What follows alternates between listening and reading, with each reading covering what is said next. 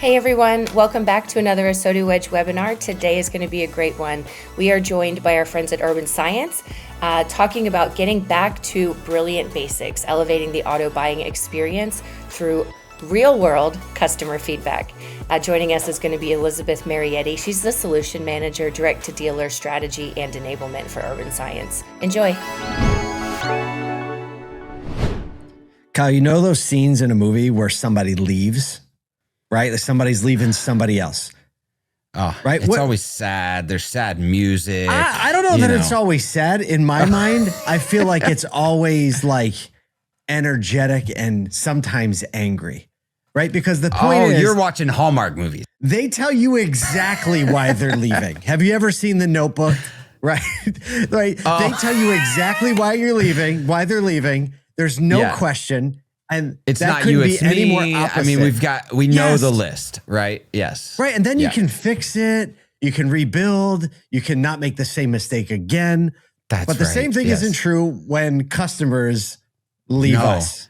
No, it's like a silent ghosting, right? It's they stop answering the phone. You don't know what happened to them. You're not sure whether it was the man, the machine, the money, whatever, the an external factor. You have no clue, right? That's right. That's right. So today we're so excited to talk about some of the data behind why people leave and why they don't come back, and how we can fix it and how we can leverage these things. So we're so excited to be on with our friend Betsy. Betsy, come on in, Nathan. Bring Betsy in for this conversation. I don't know if she's ready for this. Because ready for us. Fun fact, Betsy, is that Kyle or I never know exactly how we're going to start these webinars, and one of us just comes out with a thing. So there you go. It was very topical and relatable to, your everyday life. Hallmark movies are on constantly nowadays because it's Christmas time. So I think everybody can kind of relate to that. Yes. Yeah. Fresh in the memory. Give us a little background on who you are, like where you came from in the industry and what your focus is with Urban Science. Great. Yeah. I actually started my career at Urban Science about 9 years ago. So I've been in the automotive industry for my entire career, which has been the last 9 years. Yeah. Wow. Being from Detroit, I swore I was going to do anything but automotive, and I landed here anyway. And I'm happy to be here, actually. It's been an amazing ride. I started on our client success team working directly with dealers. And then I shifted over to our marketing team doing direct-to-dealer go-to-market campaigns. And I recently shifted over into our product team doing direct-to-dealer enablement and product strategy. Very good. Amazing. So I know that. So go ahead. Am I laggy today? This is just terrible. No, it's all you. Sorry, everybody. It's all you. But I know that, obviously Urban Science has been a place where data has kind of like come to the forefront, been given to the dealers for a very long time for use in things like understanding their market, understanding, which vehicles are doing well, how customers are interacting, registration data, post-sales, pre-sales, everything in between. And, the thing that we're talking about today is exactly kind of how we started this off, but it's an enhancement on top of a data layer that's already there. I'd like to start with the data layer that's already there, because it's been something that, and as I actually went through the conference circuit, I heard Urban Science talking about it a lot. The defection data that already exists within the Urban Science platform. Can you give us a little insight into what that data is, where it comes from, and how dealers are kind of using the baseline of that data already today? Yeah. So as you mentioned, Urban Science has been in the industry for a long time, since the 1970s, but we've worked primarily with the OEMs. So it wasn't until recently that we actually switched over to being more direct-to-dealer focused. And actually, that's why I started my career at Urban Science. Is 9 years ago, we went direct-to-dealer. So I've been part of the direct-to-dealer push the entire time that it's been at the company. And part of that is making our data actionable for the dealers. But because of our long history, we have data unlike anybody else in the industry, because we do get every night, we get the sales records directly from the OEMs, which powers our data hub. So our data is processed daily. It's not delayed registration data.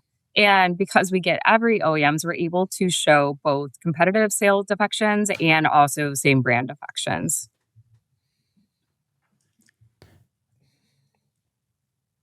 Uh-oh, we're laggy.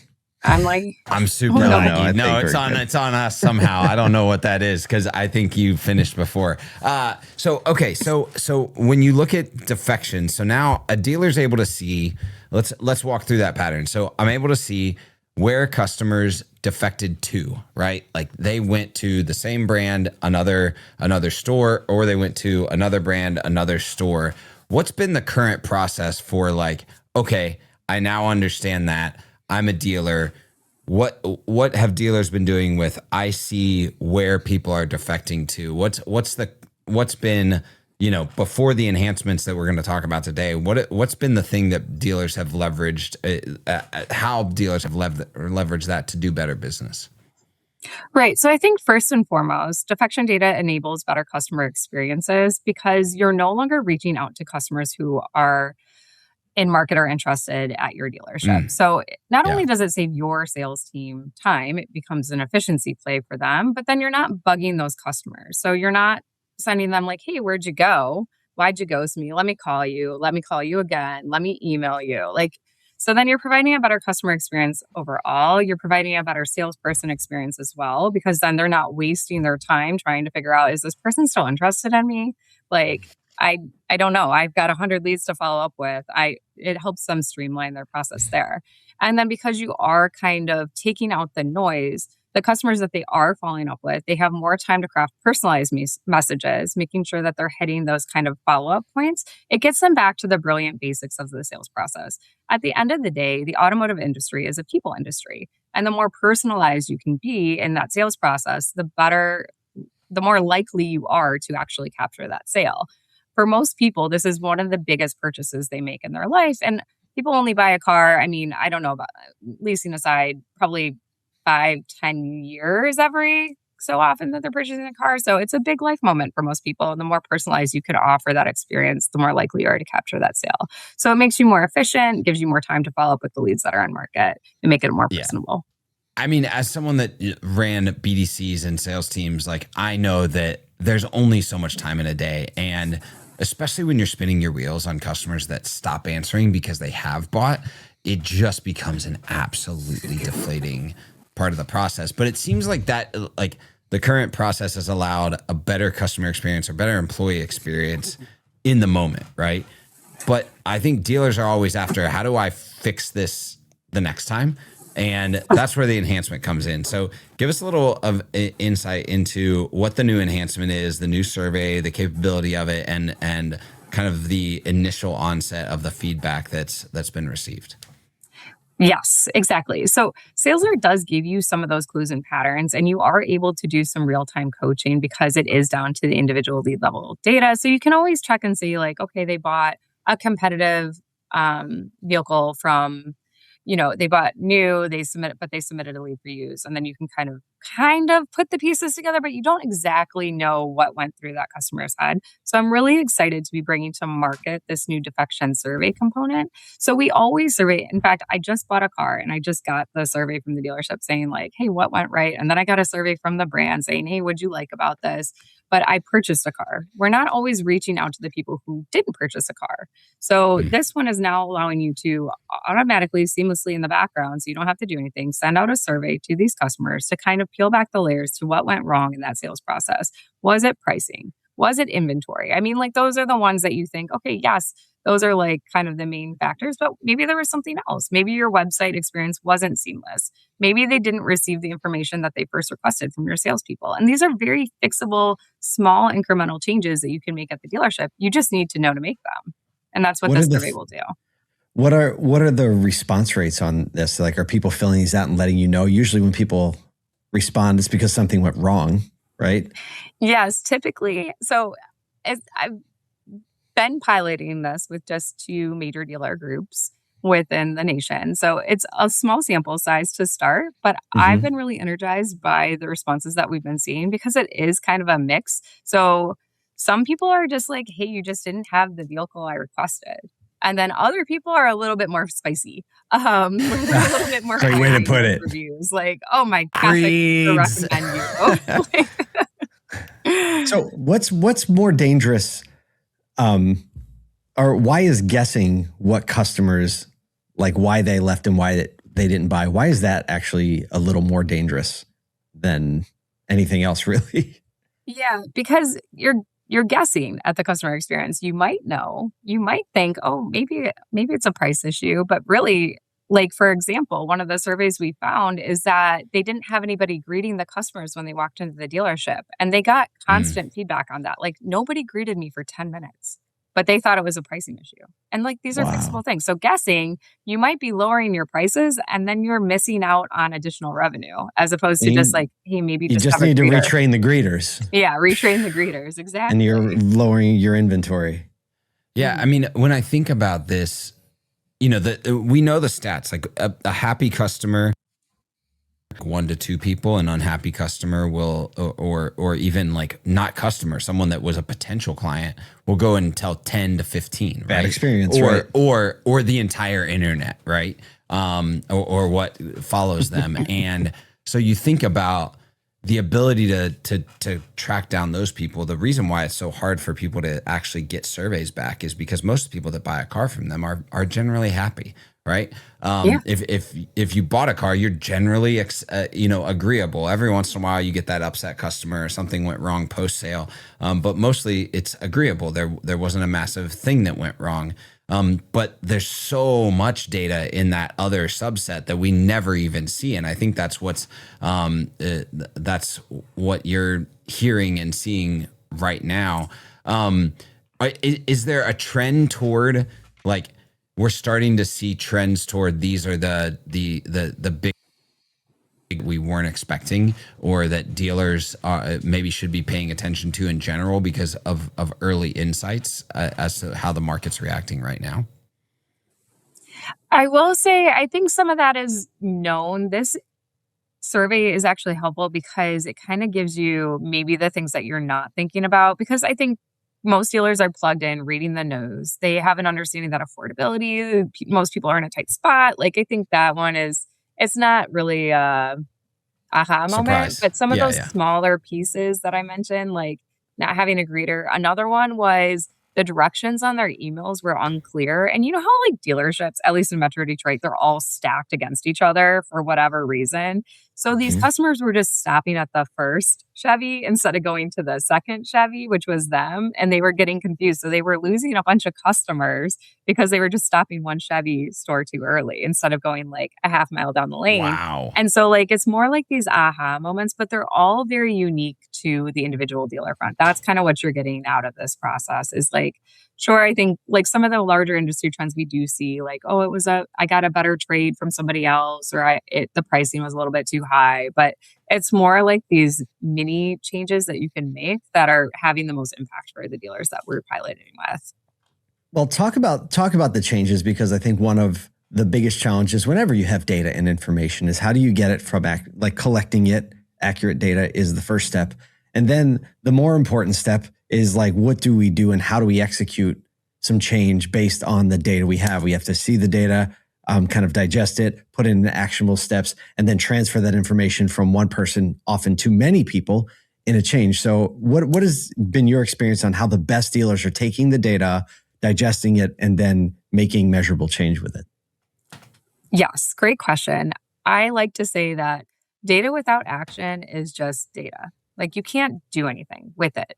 So the real impact of data is the change management component, which I know is difficult. I mean, you're going up against like 10 different people that you're trying to get a change mindset into. But when you see kind of the saved efficiency, like we talked about in the beginning, you're not spinning your wheels anymore. It's actually giving you the chance to offer a better customer experience and get more sales in the future when you kind of adapt or make these small changes. So we start with coaching. So Urban Science, as I said, it was people focused. We have consultations with these dealers. We talk to the general managers. Anytime we get a, kind of like a, I don't want to call them like a red alert, but maybe a comment, a fill in the fill in the blank comment that's not very good, paired with like, we also have an NPS in there. So they get scored 1 to 10, like, bad comment plus a 1 that immediately gets sent to the general manager. So they can look at it, they can assess it, they can go through a coaching session with that salesperson and start to course correct the experience. So showing them that it's not a bad thing. Nobody wants to get into trouble, right? But if we can make you better, if you can capture more sales in the future,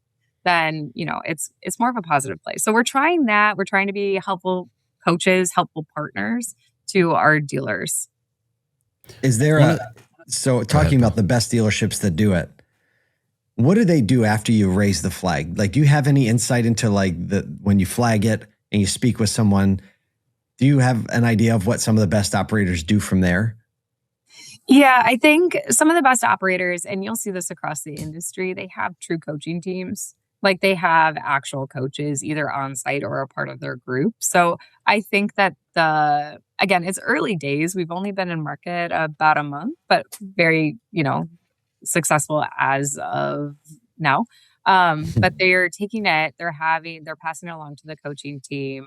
They're having those immediate conversations with the salespeople, and then they'll do some role playing of, okay, let's take a look. Let's see what the follow up was in the CRM. Let's take a look at those notes. Let's see if maybe where we could have fixed this earlier on in the process.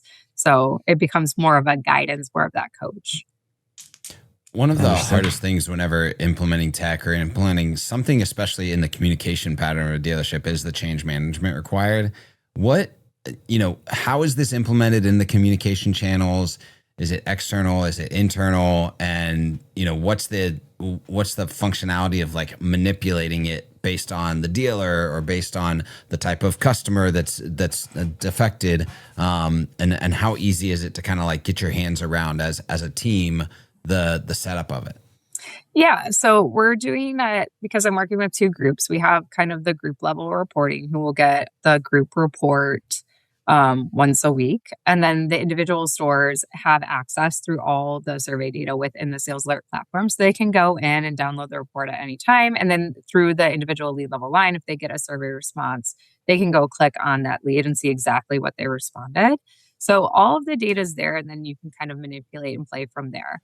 And then part of that is we do categorize it. So we have a couple of basic questions in there to kind of sort through, like, okay, maybe why did you lose the sale? Obviously, like price, inventory, trade-in, customer experience are like the top. And then we categorize them for them so that they're able to kind of see, like, you had 5 in pricing, you had 2 in customer experience, to kind of give them the breadcrumbs of the overall themes and trends that they're seeing. And then so it gives them like kind of a higher level, okay, like here's where you could start, and then you can dive in and get more granular from there. What about to the customer? Like, what's the communication look like to the customer? What mode of communication? Who's it coming from? Things like that. We try and keep that super simple and super seamless. Like, obviously, this customer may or may not have had a good experience with your dealership. So we want to approach it from a very friendly and compassionate place for the dealer. So SalesAlert will automatically send out the defection survey 2 days after they have recorded a purchase. And then it's this email that comes directly from the dealership. And it just says, like, hey, we're sorry your experience wasn't what you expected, and we would love to learn so that we can improve in the future. So it's just like really high level. We're using this as a learning tool. Like, let us know. So they get 1 email to take the survey. And then we do have an additional component. You can send a follow-up email offering the customer a gift card if you want to increase your response rates. And then they would get a second email 3 days after the first email if they have not responded, saying like, hey, like, again, we really want to learn. We want to try and make this up to you. Here's $10. Go get a coffee. Fill out our survey. It's 10 questions. And then once they do that, once they fill out the survey, it's just a little thank you for your responses. So we try and wrap it up. We keep it really seamless. We don't want to pester them any more than, the OEM is probably sending them emails or whoever. So we try. Yeah, it's hard to know how can anybody know how many survey emails customers are getting? Because you, as a customer, you buy something, and which one's the dealer, which one's the OEM? I thought they were actually, I don't even know the difference, right?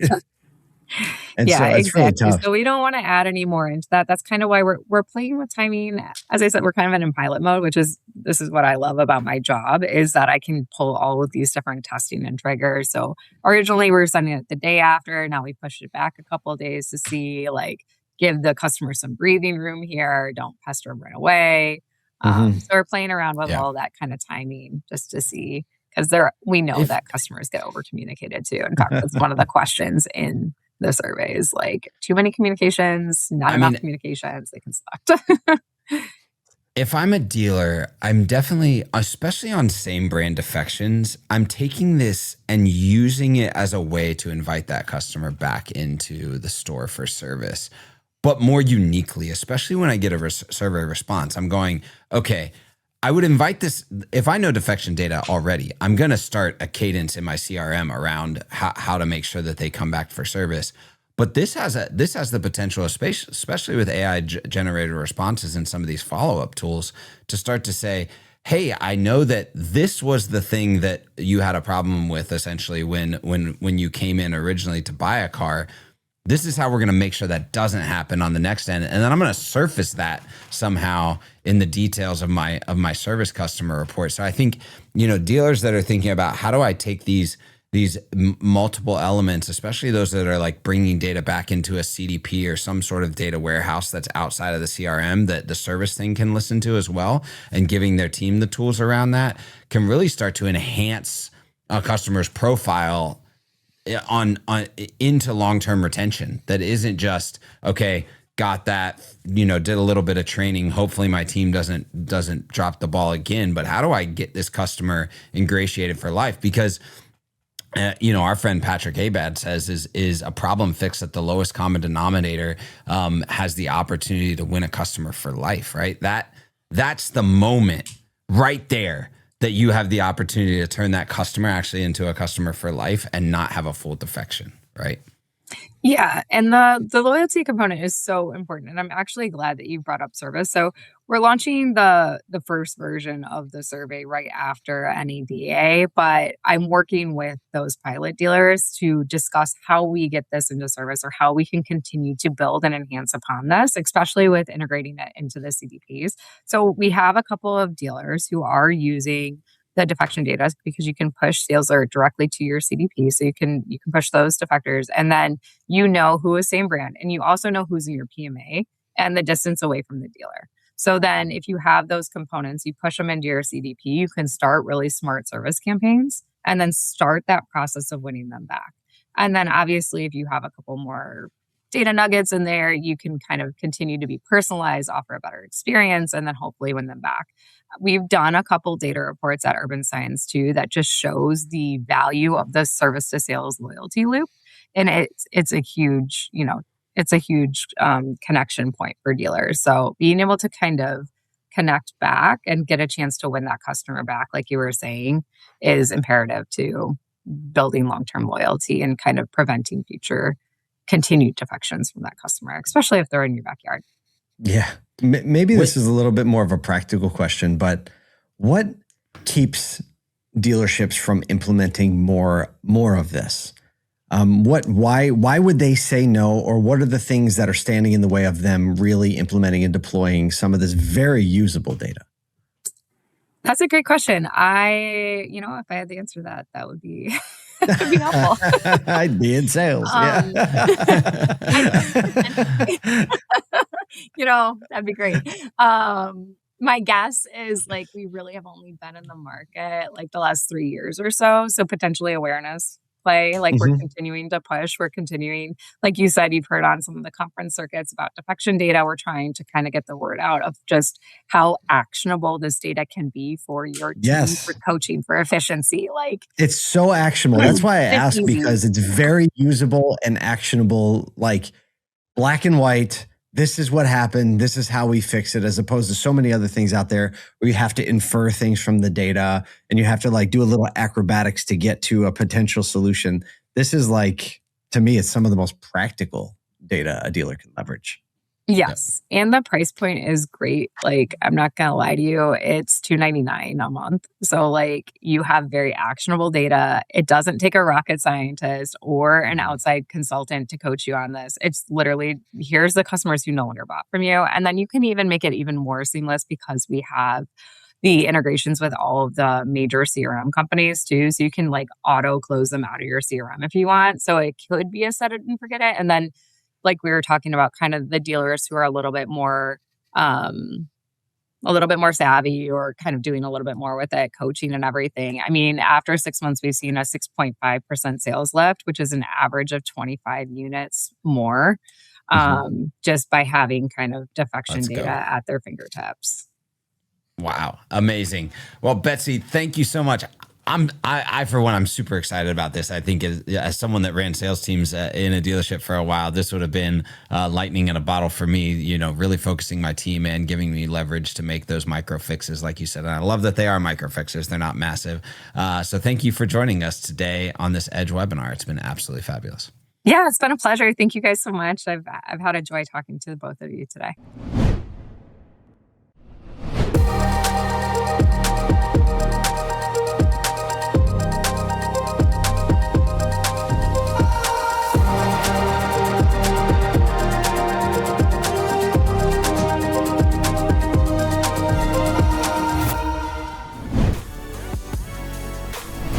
All right, everyone, that is a wrap. Thank you so much for spending some time with us today, and hopefully you learned a little bit.